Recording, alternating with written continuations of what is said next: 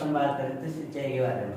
तो अपन ने पिछली क्लास में देखा था, सबसे पहले पढ़ा था अपन ने सिंचाई की परिभाषा, उसके बाद अपन ने पढ़ा इसके उद्देश्य के बाद में अपन ने पढ़ा सिंचाई का निर्धारण कैसे करते हैं। सिंचाई का निर्धारण अपन ने 3 प्रकार से किया था, समय के आधार पर, मात्रा के आधार पर और विधि के आधार पर। तो जो अपन ने समय के आधार पर किया था वो 2 प्रकार से किया था, ठीक है ना, तो पौधों के आधार पर और मृदा नमी के आधार पर। और पौधों के आधार पर अपन ने 4 प्रकार से किया था। तो पौधों के आधार पर पहला किया था पौधे की बाह्य स्थिति देखकर, पौधे की पत्तियों से तापमान मापकर, पौधों की पत्तियों से जल को या जल की मात्रा मापकर और क्रांतिक अवस्थाओं के आधार पर, ठीक है। उसके बाद में अपन ने किया था सिंचाई की मात्रा का निर्धारण। तो सिंचाई की मात्रा का निर्धारण किया था, उसमें अपन ने पढ़ा था कि अलग अलग फसलों की जल मांग अलग अलग होती है, ठीक है। उसके बाद में किया था अपन ने विधि का निर्धारण। अपन पढ़ रहे थे कौन सा पॉइंट, सिंचाई की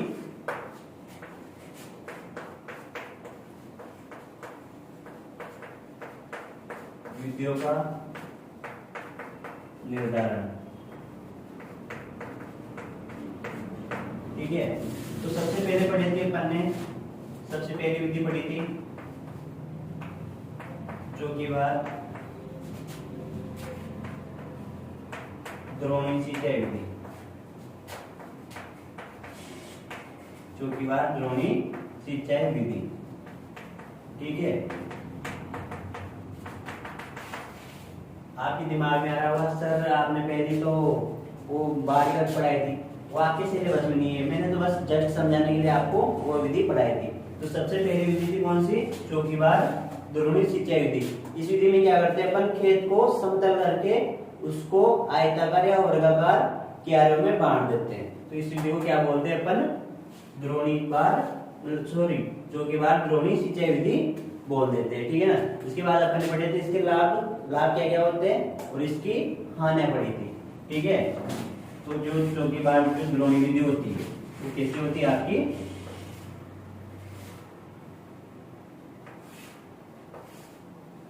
ठीक है, मतलब खेत को अपन क्या करते हैं आयताकार या वर्गाकार क्यारियों में बांट देते हैं।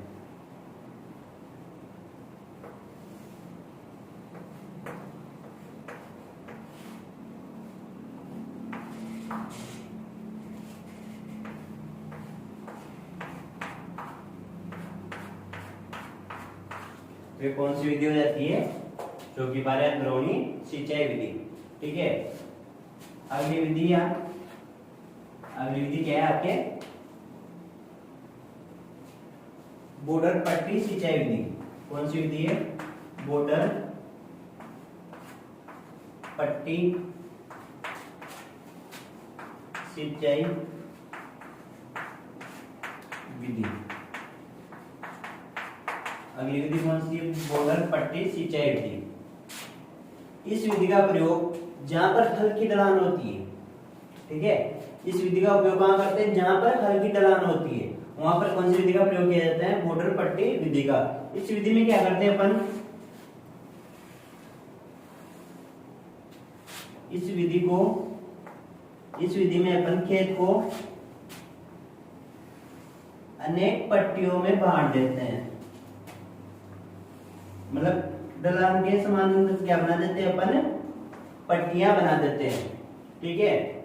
तो इस विधि को क्या बोलते हैं अपन, बॉर्डर पट्टी सिंचाई विधि बोल देते हैं। मतलब खेत को अनेक पट्टियों में बांट देते हैं। जैसे मान लो पहले क्या किया था, पहले जो अपना भारत और पाकिस्तान था वो एक था, और उसमें क्या कर दिया बीच में उसमें बॉर्डर डाल दी, ठीक है ना, उसमें लाइन डाल दी बीच में, तो ये क्या हो गया, ये बॉर्डर हो गया, ठीक है ना, दो भागों में बांट दिया उसको। तो इसमें भी क्या करते हैं अपन, खेत को अनेक पट्टियों में बांट देते हैं, मतलब उसके बीच में अपन बॉर्डर खींच देते हैं पूरे में। तो इस विधि को कौन सी विधि बोल देते हैं, बॉर्डर पट्टी सिंचाई विधि बोल देते हैं, ठीक है। फिर बात करते हैं अपन इसके लाभ क्या क्या होते हैं, ठीक है, इसके लाभ क्या क्या होते हैं। तो अपन बात करेंगे सबसे पहला लाभ, ठीक है। तो सबसे पहला लाभ क्या होती है, सरल विधि। सिंचाई कौन सी विधि है? सरल विधि है, ठीक है ना। फिर सेकंड बात करेंगे अपन, इस विधि में जो ये क्यारी विधि थी, इसमें जब अपन ने मशीनें चलाई थी, ठीक है, कंबाइन चलाई थी, ट्रैक्टर चलाए थे, ठीक, निराई गुड़ाई की थी, तब इसमें क्या हुई थी? समस्या उत्पन्न हुई थी अपन को, मतलब आसानी से अपन मशीनों का प्रयोग नहीं कर पाए थे इसमें, ठीक है ना। कौन सी विधि में? चौकीबार द्रोणी सिंचाई विधि में अपन क्या नहीं कर पाए थे? मशीनों का आसानी से प्रयोग नहीं कर पाए थे, मतलब समस्या उत्पन्न हुई थी उनमें। लेकिन जो बॉर्डर पट्टी सिंचाई विधि है, इस विधि में क्या करते हैं अपन? जो मशीन उपकरण होते हैं, जो मशीनी उपकरण होते हैं या मशीनी यंत्र होते हैं, उनका प्रयोग, मशीनी यंत्रों का प्रयोग आसानी से कर सकते हैं। इस विधि में आसानी से कर सकते हैं, ठीक है ना। जो चौकीबार द्रोणी सिंचाई विधि थी, उसमें तो अपन को प्रॉब्लम हुई थी मशीन चलाने में, लेकिन जो ये बॉर्डर पट्टी सिंचाई विधि है, इसमें कोई प्रॉब्लम नहीं होती, ठीक है ना। आसानी से अपन क्या करते हैं? इसमें मशीनों का उपयोग कर सकते हैं, ठीक है। उसके बाद अगला लाभ है, जब अपन ने इसमें क्यारियां बनाई थी, कौन सी विधि में?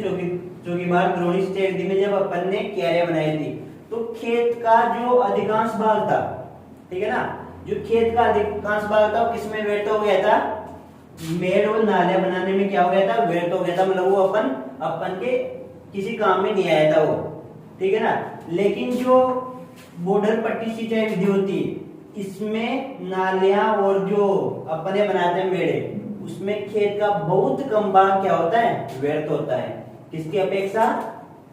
चौकीबार द्रोणी सिंचाई विधि की अपेक्षा जो बॉर्डर पट्टी सिंचाई विधि होती है, इसमें नालियां और मेड़ बनाने में जो खेत का बहुत कम भाग क्या होता है? व्यर्थ हो पाता है।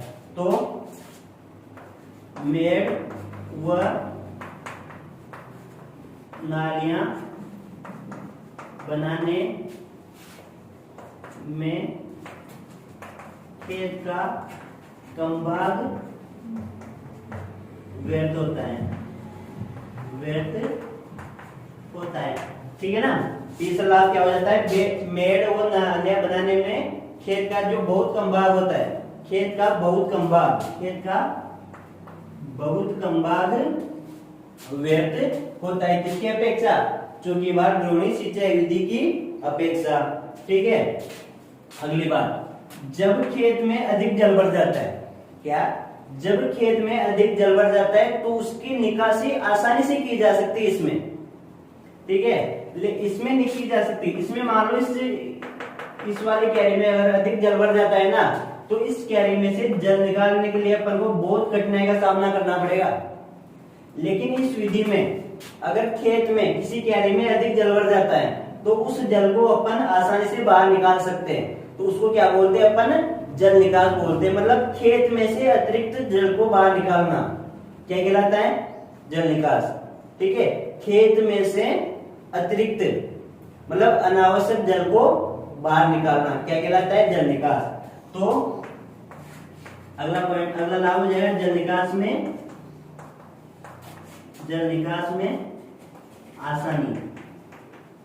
आसानी होती है, ठीक है। तो ये तो जाते हैं इसके लाभ। पहला लाभ क्या है? ये सरल विधि है, ठीक है ना। इसमें मतलब सरलता से अपन क्यारियां बना सकते हैं, कोई प्रॉब्लम नहीं आएगी इनमें क्यारियां बनाने में। सेकंड बात, मशीन यंत्रों का प्रयोग आसानी से कर सकते हैं। इसमें जब अपन ने कंबाइन चलाई थी तो आसानी से नहीं चली थी, बहुत कठिनाई का सामना करना पड़ा था, ठीक है ना। लेकिन जब इस विधि में अपन मशीनें चलाएंगे ना, तो इसमें आसानी से क्या हो जाएगा? आसानी से मशीनों का प्रयोग अपन कर सकते हैं। फिर अगला लाभ था, मेड़ और नाले बनाने में खेत का बहुत कम भाग व्यर्थ होता है। इसमें जब अपन ने इस विधि में खेत में जब मेड़े और नाले बनाई थी, तो जो अधिकांश भाग था खेत का, वो तो किसमें व्यर्थ हो गया था? मेड़ और नाले बनाने में व्यर्थ हो गया था। और थोड़ा बहुत जो भाग बचा था, उनमें अपन ने क्या लगाई थी? फसलें लगाई थी, ठीक है ना। मतलब लगभग 25% तो ऐसे व्यर्थ हो गया, और जो बचा उनमें फसलें लगाई थी। इसमें जो अपन क्यारियां बनाते हैं, उसमें जो क्यारे और मेड़े मतलब नाले और जो मेड़े बनाएंगे, उसमें बहुत कम भाग क्या होगा? व्यर्थ होगा, ठीक है ना। तो ये हो जाते हैं इसके लाभ। और लास्ट का जल निकास में आसानी होती है। इसमें मान लो ये वाली कैरी ज्यादा भर गई ना, तो इसके जल को बाहर निकालने के लिए अपन को बहुत सारे मतलब बहुत परेशानी का सामना करना पड़ेगा। इस जल को यहाँ से बाहर निकालेंगे ना, तो फिर इसमें निकालना पड़ेगा, इसमें से इसमें ऐसे निकाल के पूरा यहाँ लाएंगे ना, तो बहुत कठिनाई का सामना करना पड़ेगा। लेकिन मान लो जब इसमें जल भर जाता है ना, तो इस जल को आसानी से अपन खेत से बाहर निकाल सकते हैं, ठीक है ना। तो ये हो जाते हैं इसके लाभ। फिर बात करते हैं अपन इसकी हानियां क्या क्या होती है। इसकी हानियां क्या क्या होती है। तो सबसे पहली हानि मैंने बताया आपको कि जो ये विधि अपनाई जाती है, बॉर्डर पट्टी विधि अपनाई जाती है, वो हल्के ढलान वाले क्षेत्रों में अपनाई जाती है। मतलब जहां पर हल्का ढलान हो, ठीक है ना, हल्का ढाल हो, वहां पर अपनाई जाएगी ये विधि, ठीक है। तो हानि की बात करेंगे।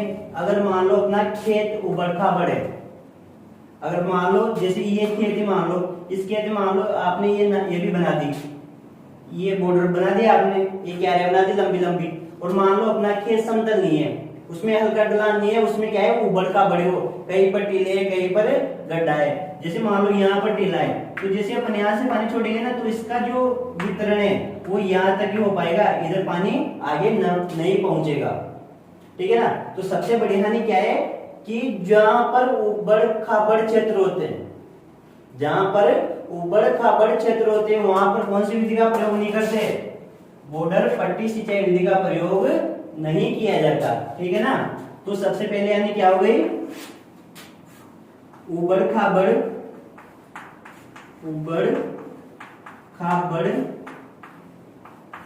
क्षेत्रों में इस विधि का प्रयोग नहीं करते, ठीक है। पहले यानी क्या हो गई, उबड़ खाबड़ जो क्षेत्र होते हैं उनमें कौन सी विधि का प्रयोग नहीं करते, बॉर्डर पट्टी सिंचाई विधि का प्रयोग नहीं कर सकते। सेकंड हानि की बात करेंगे अपन, ठीक है। अगर अपन इसमें दान लगाएंगे, जब मान लो इसमें अपन दान लगा रहे हैं, तो दान लगाएंगे तो इसमें क्या हो रहा है, पानी का समान वितरण हो रहा है, मतलब इसमें पानी भरा रहेगा, और जो पानी भरा रहेगा वो पूरे खेत में समान भरा रहेगा, ठीक है ना। कौन सी विधि में, चौकी बार द्रोणी सिंचाई विधि में। लेकिन मान लो जैसे आपने इसमें दान लगा दी, ये दान के पौधे लगा दिए,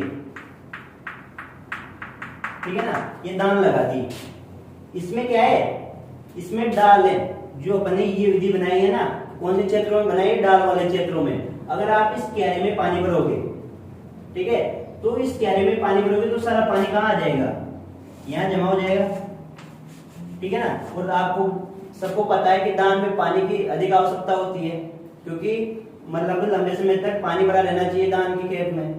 तो आप इसमें मान लो पानी भी भर रहे हो, तो पानी कहाँ इकट्ठा हो रहा है, सारा है जहां पर नीची भूमि है, जहां पर ढलान ज्यादा है, वहां पर इकट्ठा होगा पानी। तो यहाँ पर सारा पानी इकट्ठा हो गया, और यहाँ पर तो कुछ भी पानी नहीं है।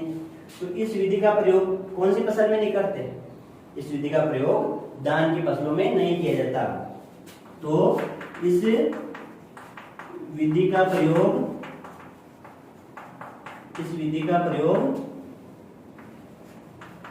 धान की फसल में नहीं करते, ठीक है। तो अगली यानी क्या हो जाएगी, इस विधि का प्रयोग कौन सी फसल में नहीं करेंगे, अपन धान की फसल में नहीं करेंगे, ठीक है। फिर बात करते हैं अपन अगली हानि की। मान लो ये खेत है, ठीक है, ये खेत है, ठीक है ना। अब इसमें आपने मान लो जो बॉर्डर बनाई है, जो क्यारियां बनाई है, अगर आपने ये क्यारियां ज्यादा चौड़ी बना दी, ठीक है ना, ये इतनी चौड़ी बना दी, तो इस विधि में जो अपन पानी छोड़ेंगे, यहाँ से जो पानी छोड़ेंगे ना, उसका वितरण पूरी क्यारी में नहीं हो पाएगा, ठीक है ना। पूरी क्यारी में ऐसे वितरण नहीं हो पाएगा। केवल जो उसका वितरण होगा, केवल अगर ज्यादा चौड़ी आप इस क्यारी को बना देते हो, तो उसका वितरण आधी क्यारी में हो पाएगा। किसमें हो पाएगा, आधी क्यारी में हो पाएगा। तो अगर मान लो आप क्या कर रहे हो, इसमें जो बॉर्डर बना रहे हो, खेत में जो बॉर्डर डाल रहे हो, अगर आपने ज्यादा चौड़ी बना दी तो क्या होगा, जो पानी का प्रवाह है पूरे जो क्यारी होती है उसमें नहीं फैल पाएगा, बस जहां मतलब आधी इसमें वो क्या करेगा, उसमें फैल पाएगा वो। तो अगली हानि कौन सी हो जाएगी, अगली हानि बॉर्डर में संपूर्ण पानी का प्रवाह नहीं हो पाता, ठीक है। तो पहले यानी क्या है, इस विधि का प्रयोग कौन से क्षेत्रों में नहीं करोगे, उबड़ खाबड़ क्षेत्रों में नहीं करोगे, ठीक है। सेकंड हानि क्या है, इस विधि का प्रयोग धान की फसल में नहीं कर सकते, ठीक है। अगर धान की फसल में करोगे, और आपको पता है धान की फसल में हमेशा पानी भरा रहना चाहिए, अधिकांश समय क्या रहना चाहिए, पानी भरा रहना चाहिए। और इस विधि में आप अगर पानी भर रहे हो, अगर क्यारे में पानी भर रहे हो, तो इसमें तो ढलान होती है खेत में, और ढलान होगी तो सारा पानी कहाँ जमा हो जाएगा, यहाँ पे। तो सारा पानी यहाँ जमा हो गया तो यही धान उत्पन्न हो पाएगी, यहाँ तो क्या हो जाएगी, सूख जाएगी धान पूरी, ठीक है ना। तो इस विधि में कौन सी फसल का प्रयोग नहीं करोगे आप, धान की फसल का प्रयोग नहीं कर सकते। और तीसरी हानि है, बॉर्डर में संपूर्ण पानी का प्रवाह नहीं हो पाता। आपने ये बॉर्डर बनाई है ना, अगर यहाँ से आपने पानी छोड़ा है तो इस पूरी बॉर्डर में यहाँ से यहाँ तक पूरे पानी का एक साथ प्रवाह नहीं होगा। अगर पानी यहाँ से छोड़ा है तो फिर ये यहाँ जाएगा, ठीक है ना, यहाँ से नीचे जा पाएगा वो, मतलब पूरे में फैलकर पानी का प्रवाह नहीं होगा, क्योंकि इसमें ढलान है। और आप ढलान में जैसे मान लो यहाँ से पानी गिरा रहे हो, तो पानी क्या पूरे बोर्ड में फैल के नीचे आएगा क्या, नहीं आ सकता ना। आपने यहाँ से पानी गिराया तो पानी यहाँ से नीचे आएगा, यहाँ पूरे बोर्ड में नहीं फैलेगा वो, ठीक है। तो लाइट हानि कौन सी हो जाती है, बॉर्डर में संपूर्ण पानी का प्रवाह नहीं हो पाता, ठीक है। यहाँ तक आ गए समझ में। तो सेकंड विधि कौन सी हो गई, बॉर्डर पट्टी सिंचाई विधि। कहाँ बनाते हैं, जहां पर हल्की ढलान होती है, ठीक है ना, जहां पर हल्की ढलान होती है उन क्षेत्रों में कौन सी विधि का प्रयोग करते हैं, बॉर्डर पट्टी सिंचाई विधि का प्रयोग किया जाता है, ठीक है ना। जो खेत होता है उनको लंबी लंबी क्यारियों में बांट देते हैं, मतलब समानांतर पट्टियां उनमें डाल देते हैं। तो कौन सी विधि कहलाती है, ये वाली बॉर्डर पट्टी सिंचाई विधि कहलाती है।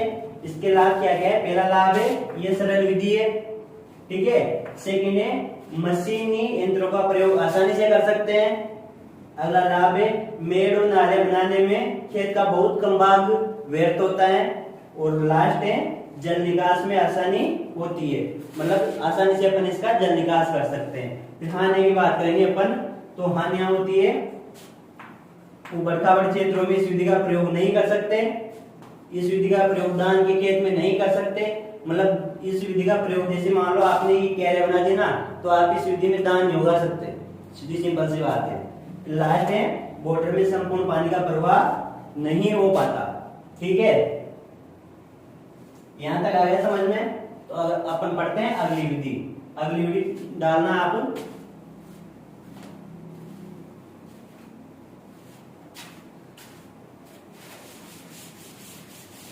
नेक्स्ट विधि है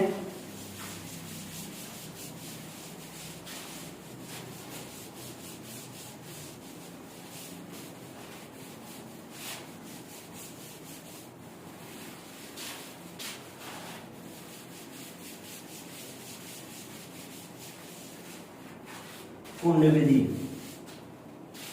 नेक्स्ट विधि कौन सी है, कुंड सिंचाई विधि।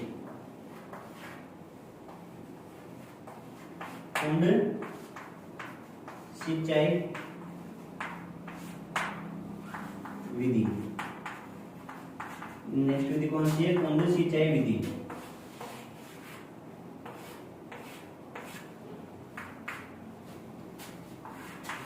अगली विधि कौन सी है, कुंड सिंचाई विधि। इस विधि में क्या करते हैं, इस विधि में तो अपन ने जहां पर ढलान थी, ठीक है ना, ढलान के समानांतर क्यारियां बनाई थी, ठीक है। कौन सी विधि में, बॉर्डर पट्टी सिंचाई विधि में क्या बनाई थी अपन ने, डाल के समानांतर, मतलब जैसे ये डाल है ना, तो इसी दिशा में क्या बनाई अपन ने, क्यारियां बनाई। तो कौन सी विधि बोल दी हो, बॉर्डर पट्टी सिंचाई विधि, ठीक है। अब अगली है कुंड विधि। इस विधि का प्रयोग इस विधि का प्रयोग कहां करेंगे अपन?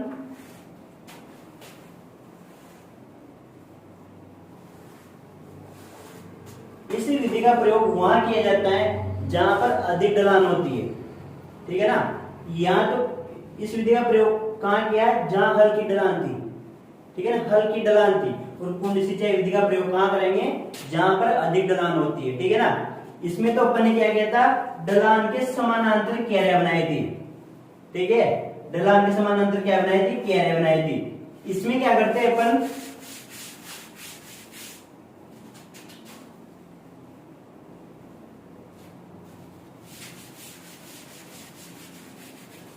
इसमें तो डाल के समानांतर बनाए थे अपन ने। इसमें क्या करते हैं अपन? जैसे ये से ढलान है ना, ये वाला ढलान है ऐसे, तो इसमें क्या करते हैं अपन? ढलान के आड़ी दिशा में, ठीक है ना, आड़ी दिशा में क्या करते हैं अपन? कुंड बना देते हैं,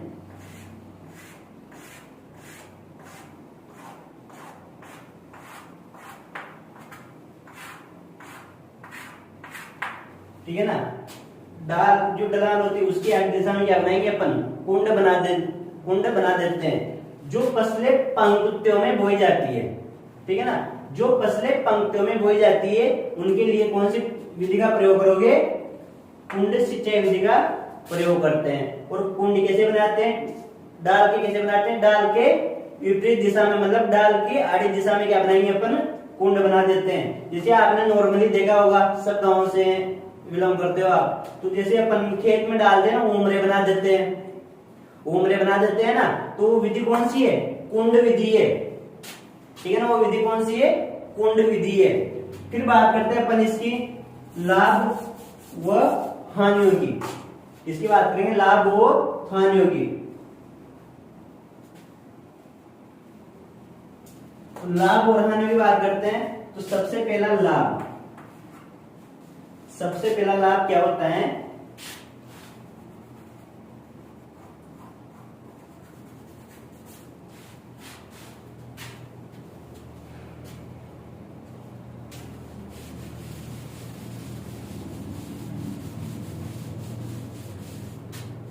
ठीक है, इसमें क्या करते हैं अपन? जो सिंचाई करते हैं वो नालियों में करते हैं, और बुआई कहाँ करते हैं? बुआई ऊपर करते हैं, मेड़ के ऊपर करते हैं, ठीक है ना। कुंड में क्या करेंगे अपन? सिंचाई करेंगे, और मेड़ पे क्या कर देंगे अपन? बुआई करते हैं इसमें। तो इस विधि में सबसे पहला लाभ तो यही है कि इसमें जो वाष्पीकरण की क्रिया होती है, वाष्पीकरण कम होता है, वाष्पीकरण कम होता है तथा पपड़ी भी नहीं बनती। जैसे मान लो ये वाली विधि है, इसमें आप पानी क्या हो रहा है? फैल के जा रहा है पूरे इसमें फैल रहा है खेत में। तो ज्यादा पानी का अगर फैलाव ज्यादा होगा तो वहां पर वाष्पीकरण की क्रिया भी अधिक होगी, और जहां पर पानी का फैलाव कम होता है वहां पर क्या होता है? वाष्पीकरण की क्रिया भी कम होती है, ठीक है ना। जहां पर पानी का फैलाव अधिक होता है और वहां पर वाष्पीकरण की क्रिया अधिक होती है, और अगर वाष्पीकरण की क्रिया अधिक होती है तो मृदा में नमी भी जल्दी होती है, और अगर मृदा में नमी हो जाती है ना, तो उस जो वो मृदा होती है उसमें ऊपर पपड़ी जम जाती है, ऊपर पपड़ीनुमा संरचना बन जाती है, ठीक है ना। तो जैसे इसमें वाष्पीकरण की क्रिया कम होती है, अगर वाष्पीकरण की क्रिया कम हो रही है तो मृदा में नमी की कमी भी कम हो रही है, मतलब मृदा में नमी की कमी नहीं हो रही है बिल्कुल भी, ठीक है ना। और मृदा में नमी की कमी नहीं हो रही है तो पपड़ी भी नहीं बनती,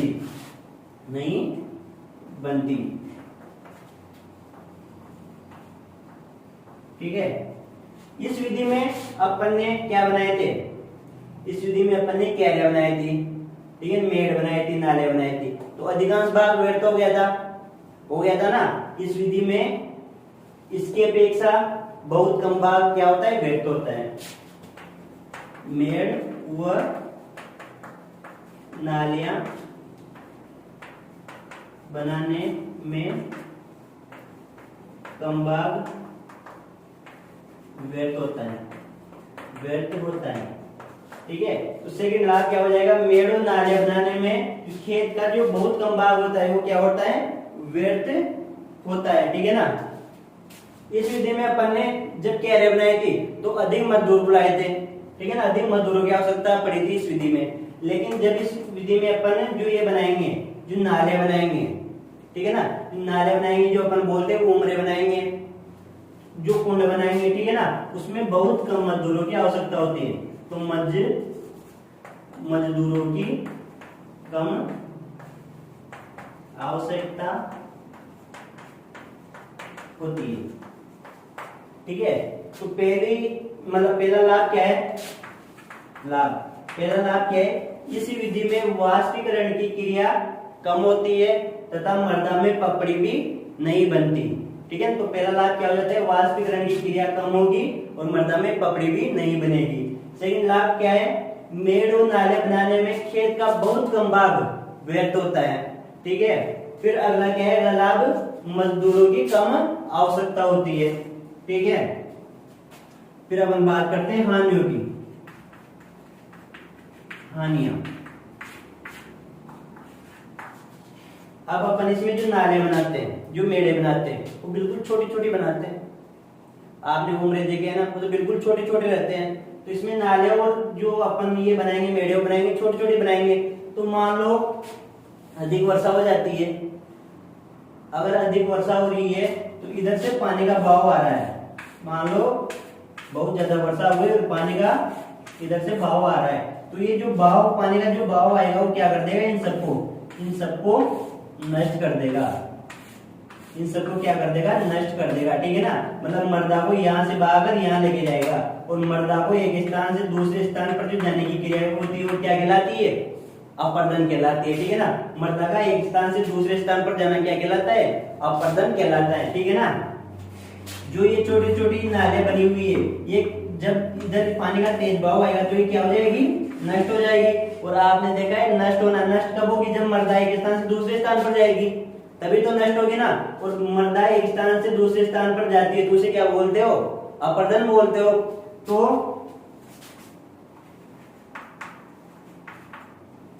अधिक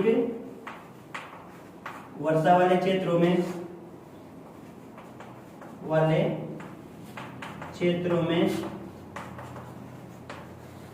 अपर्दन की समस्या अधिक होती है, अपर्दन की समस्या अधिक होती है, ठीक है ना। पहले यानी क्या हुई, जो जहां पर अधिक वर्षा होती है वहां पर क्या होता है, उन क्षेत्रों में अपर्दन की समस्या अधिक हो जाती है, ठीक है ना। उसके बाद इस विधि का प्रयोग कौन सी मृदा में नहीं करते, इस विधि का प्रयोग अपन जो रेत होती है, रेत, उनमें कभी नहीं करते। बलुई मृदा में नहीं करते, बलुई मृदा में प्रयोग नहीं करते, ठीक है ना। जब आप इस विधि में बलुई, मतलब इस विधि का प्रयोग जब बलुई मृदा में करोगे ना और वहां पर नाले और कुंड बनाओगे, तो आप जब इनमें सिंचाई करोगे तो उस सिंचाई के साथ ही पूरे हो जाएंगे, मतलब पूरे नष्ट हो जाते हैं। तो इसलिए इस विधि का प्रयोग किस कौन से मृदा में नहीं करते, बलुई मृदा में इस विधि का प्रयोग नहीं करते, ठीक है। उसके बाद जब इस विधि से आप सिंचाई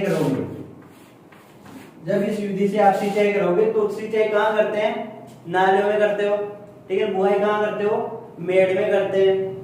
तो जब आप इस विधि से सिंचाई करोगे और आपने लवण प्रभावित जल से अगर सिंचाई कर दी, तो इस विधि में क्या होता है, जो लवण होते हैं, जो लवण सार होते हैं वो कहाँ जमा हो जाते हैं, इसमें जब आपने सिंचाई कुंड में की ना, तो जो लवण होते हैं वो कहाँ जमा हो जाएंगे, मेड़ों में जमा हो जाते हैं, ठीक है ना। तो जब आप इस विधि से सिंचाई करोगे तो जो लवण, जो अगर मान लो लवण ग्रसित अगर जल से आपने सिंचाई कर दी, तो लवण कहाँ जमा हो जाएंगे, इसकी मेड़ों में जमा हो जाते हैं। तो मेड़ों पर लवण एकत्रित होकर इसको ऊपर ले लेता हूं।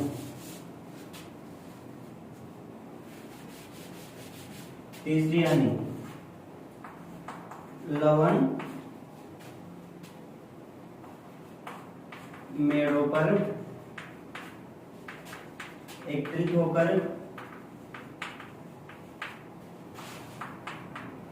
पौधों पर विपरीत प्रभाव डालते हैं। विपरीत प्रभाव डालते हैं, ठीक है। तो सबसे पहले यानी क्या है, जहां पर अधिक वर्षा होती है वहां पर इस विधि का प्रयोग नहीं किया जाता। सेकंड क्या है, इस विधि का प्रयोग कौन सी मृदा में नहीं करोगे, बलुई दोमट मृदा में इस विधि का प्रयोग कभी भी नहीं किया जाता, ठीक है। और अगली यानी कौन सी, जहां पर लवण प्रभावित जल होता है, ठीक है ना, वहां पर इस विधि का प्रयोग नहीं करते। अगर मान लो आप लवण प्रभावित जल से सिंचाई कर रहे हो ना, तो लवण कहाँ जमा हो जाएंगे, इसकी मेड़ों पर जमा हो जाएंगे जहां पर आपने पौधे लगाए है, ठीक है ना।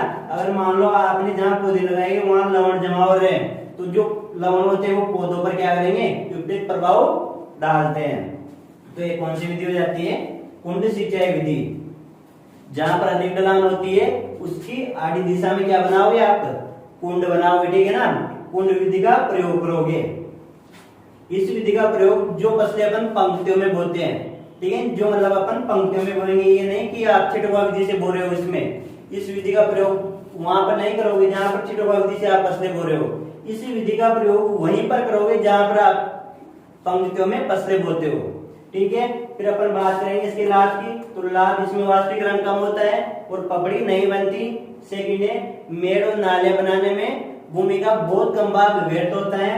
अगला लाभ है, मजदूरों की कम आवश्यकता होती है, ठीक है। फिर हानि की बात करेंगे अपन। तो सबसे पहले हानि होती है, जहां पर अधिक वर्षा होती है वहां पर अपर्दन की समस्या अधिक होती है। कौन सी विधि में, कुंड सिंचाई विधि में, ठीक है। सेकंड हानि है, जहां पर बलुई मृदाएं होती है, मतलब जहां पर रेत होती है, वहां पर इस विधि का प्रयोग नहीं कर सकते। और लास्ट हानि है, जो लवण, जहां पर लवण प्रभावित जल होता है, लवण प्रभावित जल से अगर आप सिंचाई करते हो तो लवण कहाँ जमा हो जाते हैं, मेड़ों पर। और जो मेड़ों पर लवण जमा होते हैं वो किस पर प्रभाव डालते हैं, वो जो फसल के पौधे होते हैं ना उनमें क्या करते हो, विपरीत प्रभाव डालते हैं, ठीक है। तो ये तो हो गई आपकी पृष्ठीय सिंचाई की विधियां। कौन सी विधियां हुई, ये पृष्ठीय सिंचाई की विधियां। 3 विधियां थी। पहली थी चौकी बांधरोणी सिंचाई विधि, सेकंड बॉर्डर पट्टी सिंचाई विधि, और थर्ड कौन सी, कुंड सिंचाई विधि।